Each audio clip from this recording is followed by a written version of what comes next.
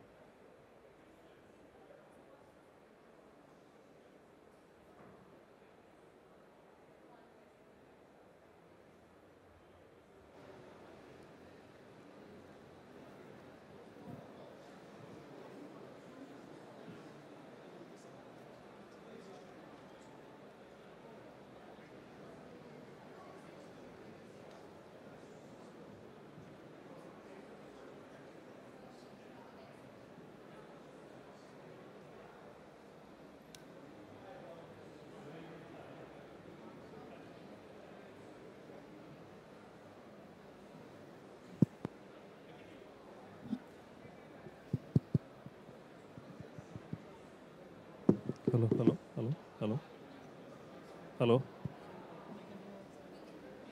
Hi, am I audible? You are.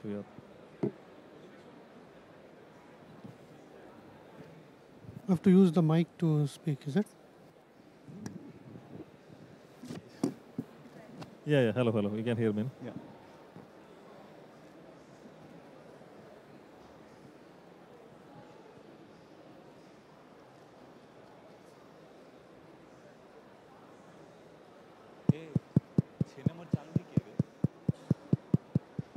Check. आ रहा है ना? Yes.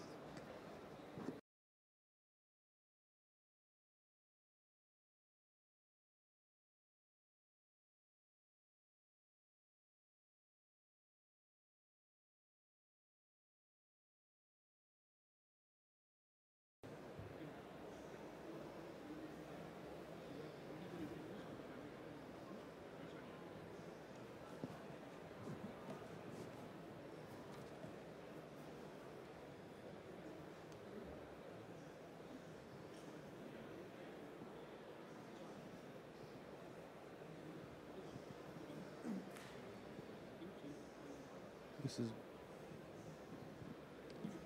Hello.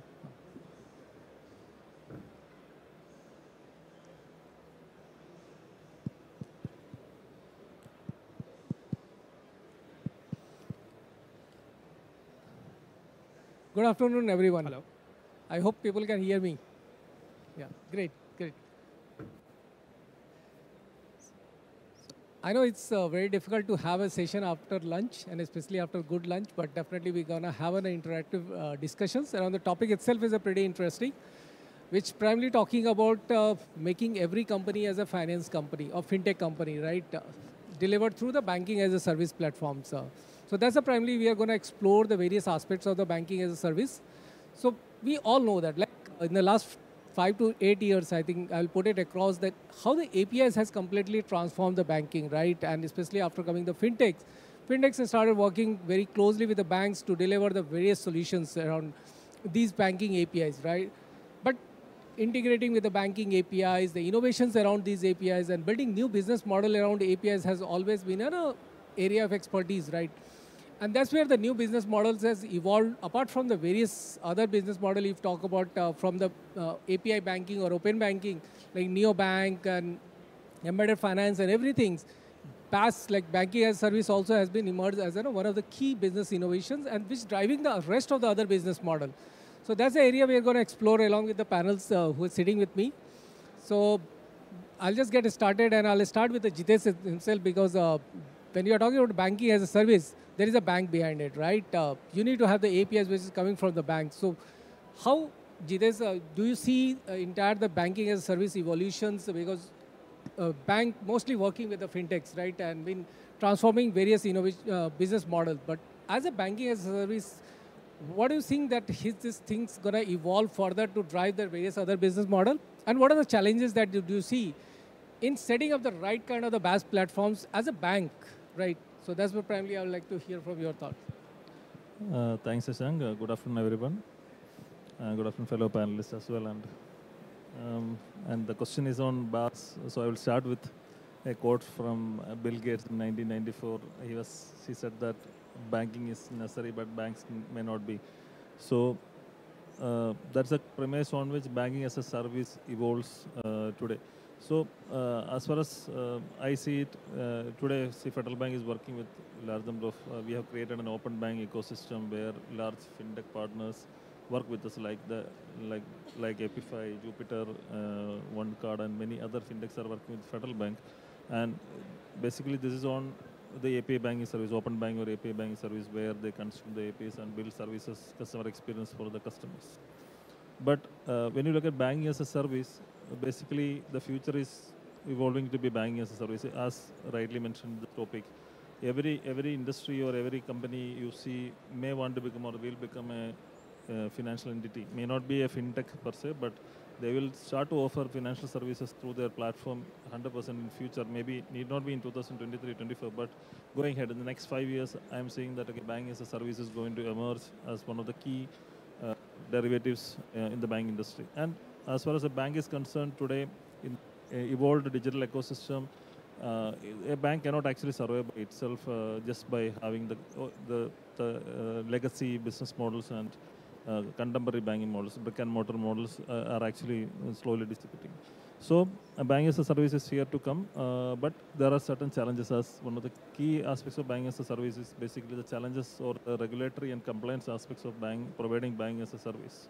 So one important aspect of banking as a service is the regulatory aspects, mainly certain guidelines on the applications when an entity or when a fintech or when a company is actually wanting to implement certain or integrate certain APIs and provide certain services to customers.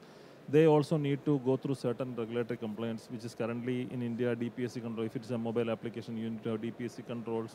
You need to have certain cyber security aspects. You need to have cloud security. You have a lot of other security aspects which a bank actually is having, is currently mandated in the country. So it's not easy for an entity to just become a consumer service and actually offer services to their customers, but it may take time. They have to actually evolve, and I think regulations around banking as a service, whether the entire guidelines are applicable for each and every service or somebody providing one service versus somebody providing a number of services, what are the frameworks, whether it is lending versus a payments company, do we need to have a similar set of controls, etc. Will be questions which will be asked or will be actually answered in as we go ahead. So personally, I feel that bank as a service is going to be staying here, and banks will play a pivotal role in this, because end of the day, only banks can actually provide that. So every bank, basically today, few banks are already there, some of the major banks are already there, but other banks are also interested. Many banks are actually shown their interest. You would have read in various newspapers, digital media, that many banks are showing interest to create opening an API banking platform. Every bank in the country will explore that, and I hope in the next 5 years we'll see banking emerging in a large scale in the country. Yeah, thanks, Jithesh. So I think in India, at least in the last couple of years, we started seeing the phenomena of the BaaS exploding and widely. Now internationally also, if you look at it, I think when Plaid was acquired by the Visa, I think it made worldwide news and brought that such kind of the platforms in the picture, right? And I think the similar scene that we can see in the country, where that you have the existing players on the BaaS who have started as a pure play as a BaaS players, right? Working closely with the banks. But slowly we have started seeing that some of the players who has been experienced in building their own API stacks in the partnership with the banks and all this thing. And then slowly they started exploring and converting themselves as a platform and releasing as a BaaS service provider. So I'll come back to Aditi, who is Cashfree, and which is again has been pivoted into a kind of you can call it a BaaS. So Aditi, how do you see such players? Why do such players is taking an advantage of their existing stack and then moving to provide the BaaS? And what kind of value proposition these guys playing, which will be like different than banks themselves providing as a banking as a service, as well as your counterparts who are pure play started as a BaaS? Sure. Thank you so much for the question, Shashank. So, actually taking a step back, just like Jithesh had said, right? So what was the inception of banking as a service, right? There are a lot of platforms, right, who were providing various vertical specific or horizontal services to their customers. And then the inception came from the customer, where a customer today wants a very, very seamless journey. For example, if there is, let's say, an SME who is availing payroll services from, a payroll platform, so they don't want to juggle between, 2-3 different systems to get their payroll processing done, right? Similarly, if there is, let's say, a pharmacy-specific SaaS, right, which is today helping with the invoicing, accounting, etc., the pharmacy then does not want to again go back to a different system to actually do the payouts of the account receivables and payables and so on and so forth, right? That was the inception. Now, when the inception came, gradually all the platforms realized that there's an this is a very important aspect of the customer journey, right? To facilitate not just payments, but also banking products, right? Now, when that came into play, these platforms, had a choice that either they have to then go and do multiple integrations. For example, if we take the example of cards, right? Cards for payroll or expense management or any such use case. If a SaaS provider, right? A SaaS provider's core job is not financial services. It is not banking alliances or banking partnerships, right? Their core job is to actually understand the underlying customer need and solve for it. That's where players who have been in the fintech space, who've been in the API banking space, for example, we at Cashfree have been in the payment space for a few years, partnering with banks and, really building that infrastructure. So that's where we believe that we are at an opportune moment, right, to provide that plug-and-play ecosystem, right? And like Jithesh said, it is always in partnership with banks, right? It is always, so bank is the bedrock, but essentially because of our experience of having built those relationships with banks, having built that infrastructure with banks, we believe that fintech companies can then also fuel that, right? So it's never either or, it's always and. So that's how we look at it, and we feel that, that's only going to be various players from various modes. Right? There would be pure play BaaS players, there would be, fintechs and payment aggregators and payment companies that will come into the space, right? And, it's a huge market where everybody can kind of really capture the market. And I actually think of it as a way of enabling better digital ecosystem, right? Better banking ecosystem for both B2C and B2B. So that's how we look at it from a banking as a service perspective. Thanks, Aditi. So I think I'll come back to you with my counter questions, but let me just run through that with other panelists. So I think we have been speaking about that service provider, right? The guys who are providing the APIs, banks are directly as a player or maybe partner like in a Cashfree. But let's look at that. Who are the consumer? Who is going to consume their services from their side? But that's make the BaaS, and that's where the subject that we are talking about. Every company will be fintech company, right? Every company who may not be in the financial services will start the financial services. So coming with Sumit, so Sumit, you are running a SaaS platforms for SMEs, providing the various solutions to this your SMEs, from the accountings to the billings, expense management, anything. How do you see that, and you have been working around that financial service enabling, so how do you see that banking as a service platforms helps company like you to bundle the financial services on your package to go deeper with these customers? Sure, thanks Shashank for the question. So Vyapar, if you look at it, it's a billing and accounting, inventory management, GST solution for an MSME. The people who use it are really, really small traders, wholesalers, distributors, manufacturers that we deal with on our day-to-day life when we are going on the road, right? If you look at the ground reality of the country, more than 70% of the businesses are all still using paper pen to manage their business. And there's a huge gap in the adoption of technology on the ground as a ground reality. Though payments is one section which has picked up really well, but still when it comes to billing and accounting, is still the gap is huge, right? Now that is the first problem to solve for, and that's where we as a company are giving our spending our whole of time to get it adopted and digitize the businesses. Now coming to the next section, once this gets adopted, next comes the place where the banking, financial services starts getting to actually get distributed in this ecosystem as a whole. Otherwise, we always keep struggling or fighting with the challenge of how do we find the right customer, how do we take it to the ground, to the wholesaler, distributor, so that everybody can actually use these services. And very critical that with these solutions like Vyapar or there are many other products who are solving this problem. These solutions have to be integrated in depth. Like for example, if let's say a business creates an invoice, now invoice goes to his customer, that invoice should have the payment link. When the payment gets done, the money should come to the merchant's account directly. After the money comes into the bank account, it has to get reconciled with his invoice and the payment into his accounting system. Unless this whole cycle and the loop we are able to create and solve seamlessly, this adoption will continue to be the challenge. Now, how BaaS helps? That this is the place where BaaS and all the payment solutions that we are working on helps, because this cycle of completing the payments coming into the bank account, reconciling all the money that has come into the bank account with their actual real accounts which go to the CA. So that whole cycle gets completed and the effort of the complete ecosystem reduces. And this is not just the first, this is just the beginning. After this, once this information starts coming to the system, that gets added with the invoicing details, their purchase history, their expenses, and their bank account details. This as a whole becomes the actual data point which we all look for to actually start providing the lending services or the capital needs of that business. Thanks, Sumit. I'll come back to for more use cases because thanks. You as a place that is in the ecosystem, you're directly working with the customers and providing this bundling of services. Jithesh has already spoken about the regulatory oversight of the banking, right? And wherever the banking services are there, the regulatory oversight is there. And that's why it makes it more complex. But when banking as a service being delivered from the third-party platforms, I'm talking about like more as a platform side, when the Cashfree or anybody else, you still need to take care of the regulatory oversight. So I'll come back to Rajesh. So your firm is very much into the RegTech and also working very closely with the banks and all these things.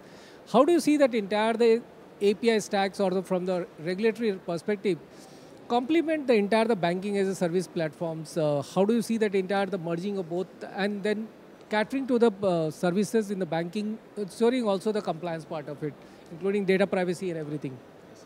So I think, like Jithesh mentioned, the regulatory part is where banks need to keep coming, fintechs need to be coming back to banks, and there was a mention also about the fact that banks are going to be the foundation of, as you mentioned, of what we're looking at, as Aditi mentioned.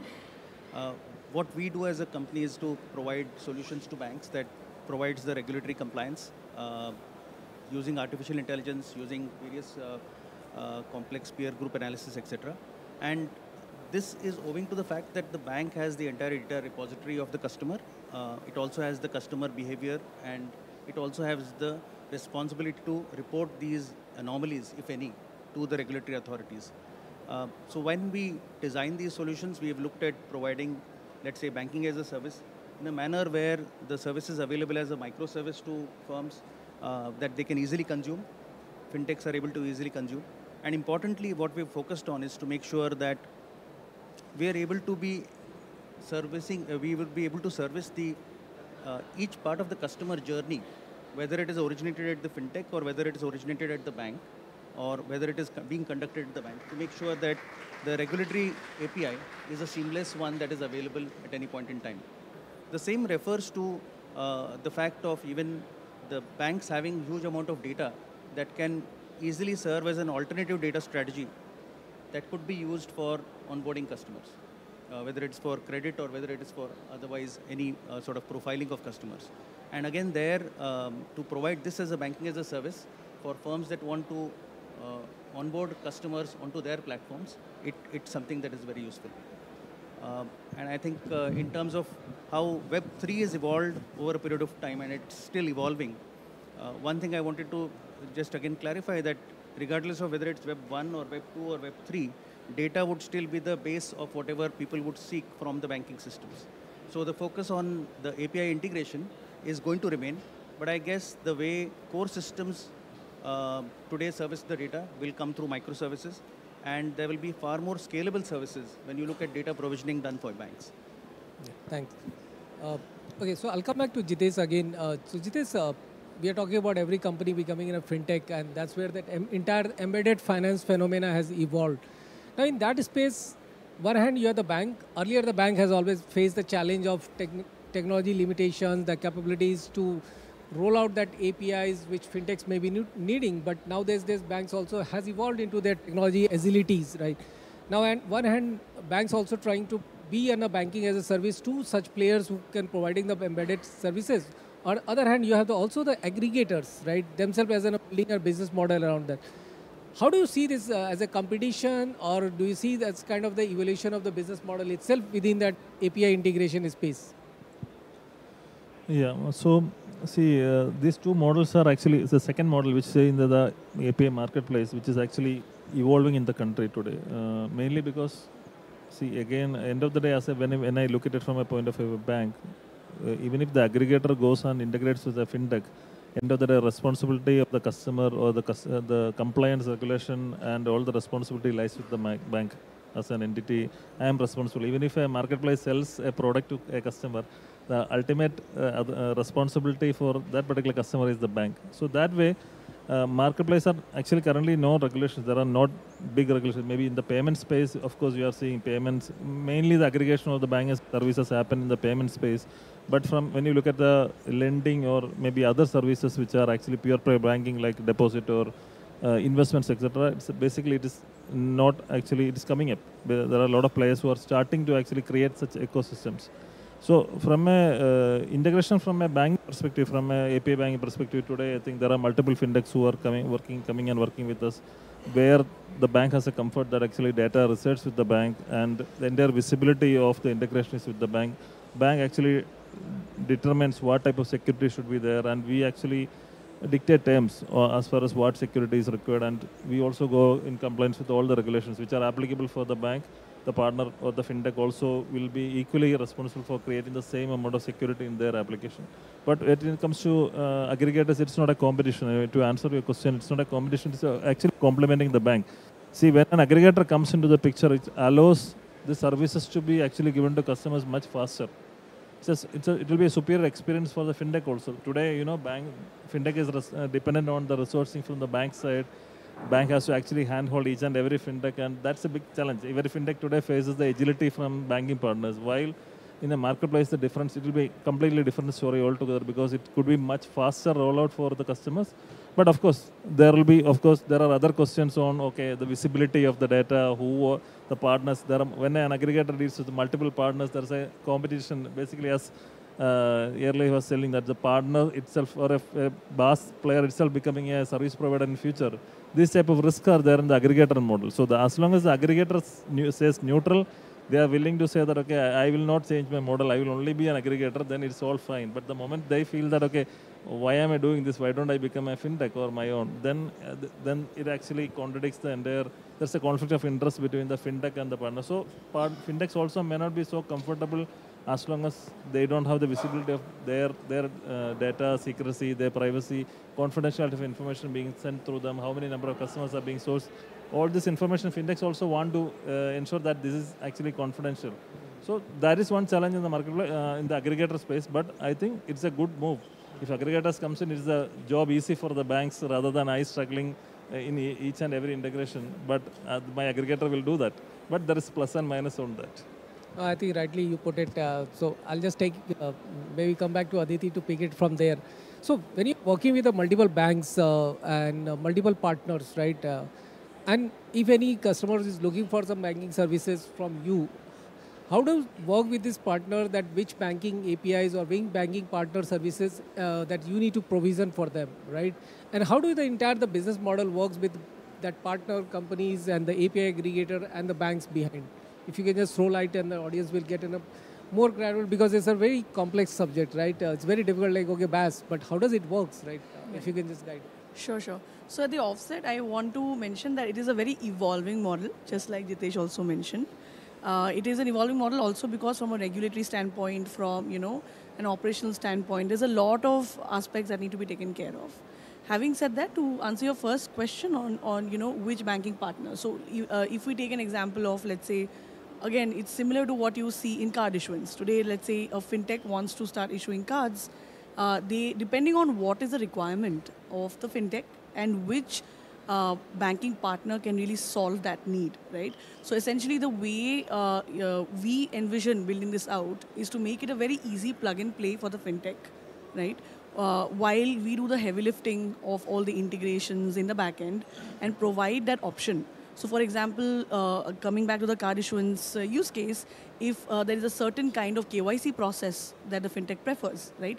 If there are fintechs that are, let's say, serving tier 2, tier 3 audience where they prefer, let's say, a biometric KYC for card issuance versus somebody preferring, a video KYC, right? So there'll be a lot of aspects that will go into deciding which partner to go with, right? And from a engagement model and commercial model, it'll obviously be like how aggregators work today, even in the payment space, right? So essentially, even for the commercial model, the basis will be on the basis of what our banking partners work on. And essentially on top of that, obviously the fact that we as an aggregator or as sort of a BAS partner are bringing in certain value addition in terms of go-to-market, in terms of ease of integration, etc., etc. So accordingly, a business model will evolve, right? So I think that's again very closely knit. So I strongly believe that the aggregators and the banks have to work really closely together. At the end of the day, the bedrock, like I mentioned earlier, is the bank, right? And we essentially believe that just like in the payment space, it has evolved. Even in the banking space, this will evolve in a manner in which aggregators will actually support banks and also support the partners to go to market and sort of tap into that market faster and really bring in, let's say, a lot of underbanked, unbanked population into the fold of banking. That's how we look at it. Thanks, Aditi. So you already spoken about the evolution of this from the payments or the card issuance, which is now a kind of matured platforms. But how do you see that entire evolutions moving to the liabilities side of like saving account, where the banks has already built that kind of expertise and they're working with the neobanks and all these things. But I'm coming as a BAS player. So liabilities side and lending is a complex, right? Building a kind of the aggregation into the lending. So how do you see that entire transition to the remittances and rest of the other things in the next 3-4 years? Right. It's funny that you ask about savings account, because just before this panel, I was discussing the same point with Jithesh, that we do see that as another space where we believe there is a lot of value that can be brought into the table with aggregators. Of course, the critical thing that needs to be looked at in liabilities, especially in B2C banking products, is that data privacy is supreme, right? So how do we as entities ensure that? I do believe that a lot of fintechs are also they already have a very high level of data security and compliance because of the fact that we are dealing with consumers' money, right? Payment aggregators and fintechs that are really working with banks very closely. But I think from an evolution standpoint, if you take the example of lending, for example, you can already start seeing this trend, right? So we are already working on what we call as an embedded lending stack, where we partner with NBFCs, right? And again, make it a very plug-and-play experience for platforms such as, let's say, Vyapar. Sumit just mentioned that Vyapar is also looking at how do we enable lending, right? So in such cases, how do we work with these anchor partners, right? And make it very easy for them to tap into their customer base. So let's say if they have 100,000, 200,000 merchants, right? These merchants are regularly using, the GST billing invoicing platform. In that flow itself, right, they require, they require a loan, right? They require working capital loans, right? How do we enable that? So keeping in mind the regulatory aspects. So of course, at the back end, it's always a regulated entity, right? It's either an NBFC or a bank. So all of the, data-related aspects will be compliant and will be as per what the regulated entity requires. If you look at the new digital lending guidelines, It talks about disbursals and repayments. So essentially complying with those while ensuring a seamless process for the anchor platform and as a result for the end customer. That is what the goal is for us as BaaS aggregators. Thanks for giving us a peep into that future. So when we are talking about the future, I'll come back to Rajesh, and where Rajesh has already spoken about that Web3 integration layer on the BaaS. Rajesh, industry is still in India, the banking and the fintech still has to evolve to streamline the use cases of the blockchain and all these things in the day-to-day business use cases, right? How do you see the entire merging of both the blockchain as a service or the Web3 onto that BaaS platform and catering to the banking services around the blockchain? So what we've done is to look at the implementation of a Web3 ecosystem using the metaverse. In fact, we launched India's first metaverse in June, and we are now in touch with various banking partners to make sure that we can have banking as a service on this metaverse in addition to other businesses being enabled. When we look at the aspect that any firm could be a fintech, and like you mentioned in the beginning, in the introduction, it need not necessarily be just a fintech firm that would do that. It would also be the general large corporates that want to conduct their business seamlessly in the customer journey and bring in banking as a service to be able to conduct either payments or any other interaction that requires banks to come in. So this may involve, let's say, not just payments, but trade finance. It would involve regulatory checks and various aspects such as this. So when we looked at the entire Web3 architecture, what we've seen is there is a need to have, let's say, a distributed architecture for database where data belongs to the owners of the database. Then it's necessary to create a creator's economy as such. And what we're looking at there is not the convoluted view of what Web3 has emerged in the concept of a gaming verse, if I were to put it that way, with crypto as the base. What we are talking of is a payment mechanism which is without crypto, with the capability to render interfaces with the standard conventional payment systems, but also then lend upon, let's say, new technologies that are coming around, let's say, blockchain-based currencies like CBDC, etc., being able to extend those. So when we look at banking as a service under a Web 3.0 architecture, what we see is, like I said, the interfaces would move to being more microservices-led, being able to enable a distributed data ecosystem. And then importantly, from an identity management perspective, the banks will play a very important role in terms of the regulatory change, because regardless of what happens in the ecosystem on a metaverse or a Web3 ecosystem, eventually when banks choose to go with the conventional financial solutions, they will have, or other consumers and firms choose to go with conventional banking solutions, they will have to come back to the bank to be able to conduct transactions or financial activities. And that's how we've based the entire API integration layer at banks, where it's a three-pronged approach. One is the API layer that as it exists today with banks. The second one is to look at not just the consumers that are driven by apps, but then to look at the 1 trillion IoT devices that will come with the 5G revolution in the next 5 years. So it's necessary to look at the integration to IoT straight away, because customer journeys there are in microseconds. And then the last layer being the interface layer, which let's say metaverse being an example. So I would say when we look at banking as a service, it would eventually evolve into a 3-tier approach in terms of rendering interface. Thanks, Rajesh, for giving insight. So now, Sumit, now it's easier said than that every company will become a fintech, but running a finance is not an easy thing. Even though any non-financial company, you will have the BaaS players helping with the banking services, but building that business model around the financial services or banking services is not going to be easy. So what are the learning experience that you would like to share with the audience, that when you're trying to build on a financial services on a stack of your own services, what are the things that you need to take care, and what are the things that you should be expecting that API aggregator or all these things will helping you to do that? Sure. Thanks, Shashank. So there are two critical things that need to be taken care from the product perspective that we provide to the MSMEs, right? One is using the BaaS services. So if you look at the lending piece, today also when we do experiments in terms of providing the credit to our customer base, one of the major drop points for them is actually uploading the bank statements or giving the bank data to the platform, right?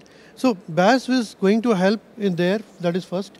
That the journey is going to be seamless, and that drop that happens because MSMEs when they need the capital, they need it like now. It's not that they will need it 1 month later, right? And if they're not able to do it at that point of time, then it just drops off. So providing that with the availability of the BaaS and integrated into the product, it helps that to make that data available at the right point when they actually they need it the most, right? That is very critical, and that's where it's going to help a lot in terms of improving the number of MSMEs who actually get eligible or get the loan in reality, right? When it comes to expectations, I think from a company like us, it is most critical that we work with aggregators because it is practically impossible to work with every bank separately. So we always prefer to work with aggregator, and it's very critical that aggregators have that common layer across all the banks. It should not change from bank to bank, right? It has to be common across all the banks so that the integrations are seamless, experience to the customers are seamless, and there are very minimal breaks that are required. And that also improves the time to delivery to the customers, to the MSMEs who are actually going to be the real users. So yeah, thanks. Thanks, Sumit. I think we have heard panelists a bit. Any questions that there in the audience? Maybe we can just pick up 1 or 2 questions if in case there are.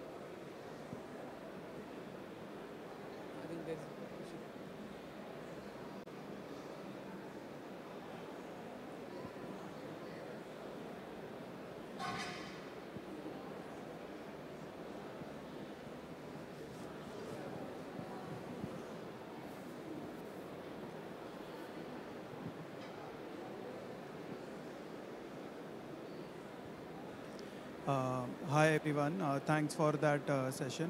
My question is that while platforms take on the role of financial transactions, could be lending, payments, exploring investment options, but the fundamental institution of trust is a regulated entity which performs far more transaction than just giving loans or insurance and etc.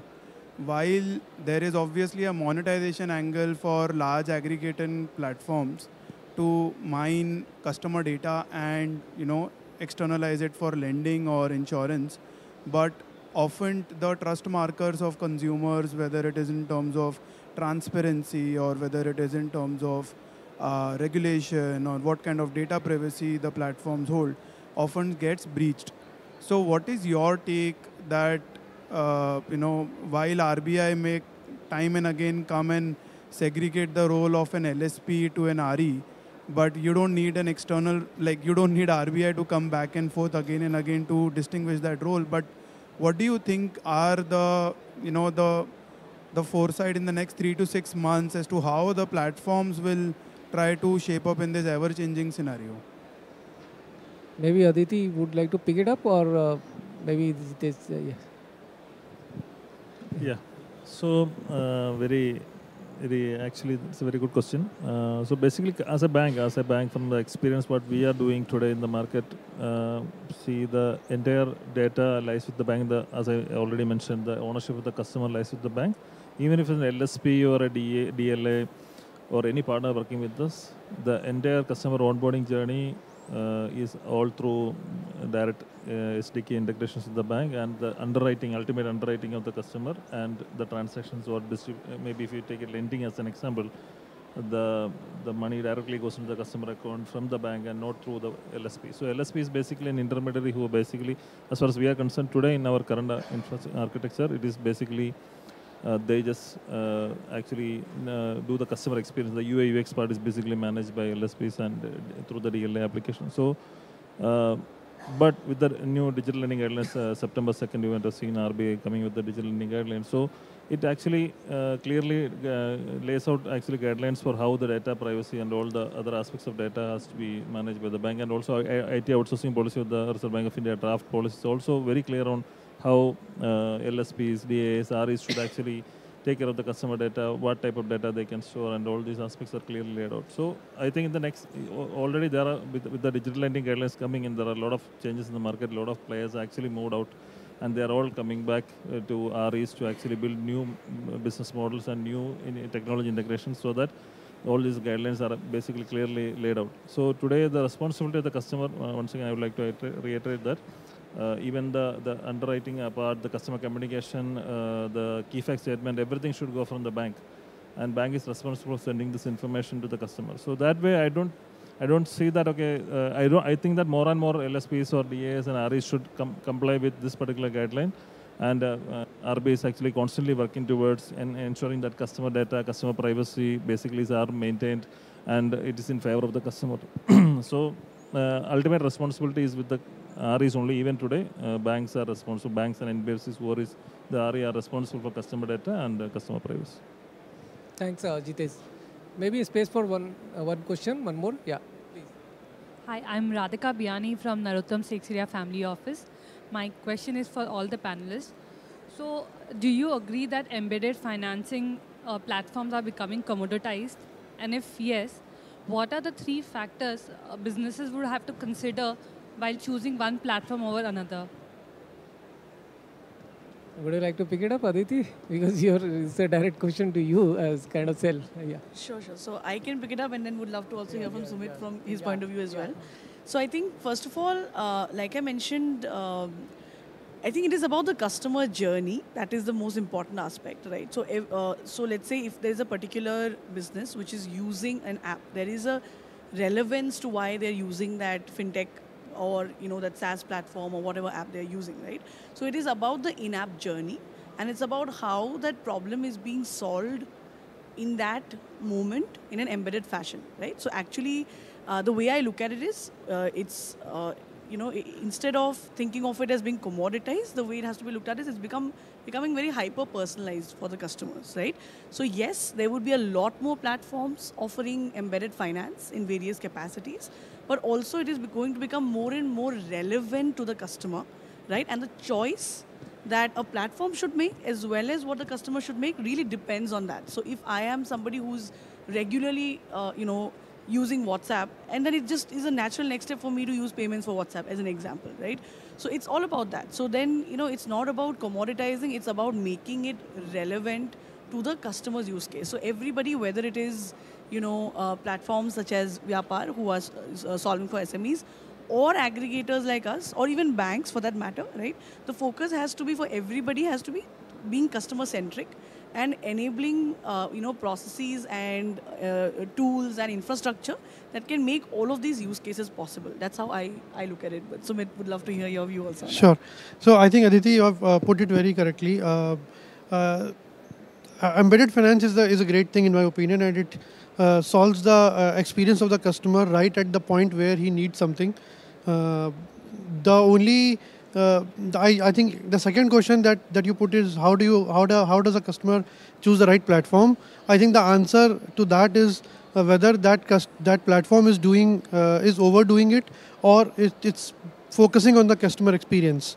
If you look at the Vyapar platform, till the time Vyapar is not a finance company, it will continue to do it will continue to do the right thing, because till that time, SaaS or the customer experience, billing, accounting, that is the primary business. If a company's primary business becomes credit, then there is a chance that it will get into the path of overdoing it. So I think that's a fine balance that has to be maintained by the product that you are using, and that's the company's responsibility to make sure that the customer's experience is not getting impacted. Embedded finance is to solve the problem, and we have to make sure that we are only solving the problem, not I would say hindering the experience of the customer. Also look at who are the REs who are actually supporting the platform, which all entities are there. Can this stop over a sudden if one partner fails, whether there's a single partner dependency? All those things are some of the things which you can look at. So thanks, Jithesh. I think that was very critical, because BaaS is not only the look at from the technology service provider API, but I think the partnership they are working in behind. So I think we are coming to the fag end of the session, but it was amazing discussions. Yeah. Sumit, I think there was one question he was actually. Okay. Trying. So maybe we can pick up one question. Yeah. One last question, sorry. No, you wanted to ask somebody, no, third row. Yeah, he was raising the hands. Somebody give him a mic if it's.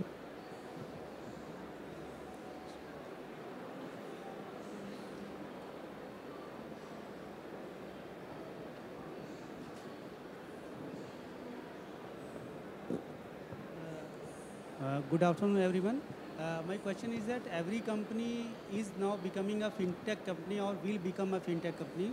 So how do you see the future of BCs, business correspondents, being incorporated or onboarded by the banks and FIs in future? I think everybody will gonna have a space because finance is such a big area, right? Banking is still isn't evolving. But Jithesh, what's your take? Because you're working in one hand with the aggregators and the BCs also you've been working. No. So as you rightly said, no, this is a large space. Basically, the penetration of banking services into rural and many of the rural areas is yet to be achieved. So BCs will continue to actually work with the banks and. While because basically embedded finance and other BaaS as a service etc. will be mainly at the top layer or maybe looking at offering services to a certain set of customers. But I think BCs will remain. But BCs also may actually change their path. They also will start to reinvent themselves in the future basically because there is a lot of automation happening, a lot of digitalization, a lot of enablers are like video KYC.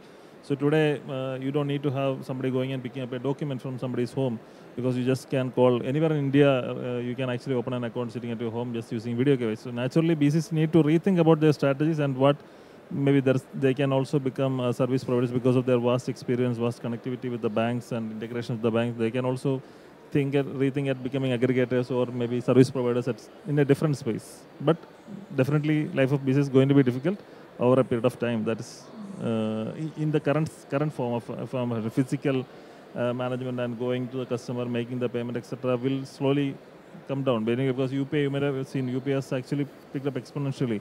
So somebody who wants to transfer money today used to get the money from a BC might have moved to some other payment of UPI payment or scan and pay and all the other things will happen. So it's basically in the near future I don't see any challenge, but long term I think BCs also need to rethink.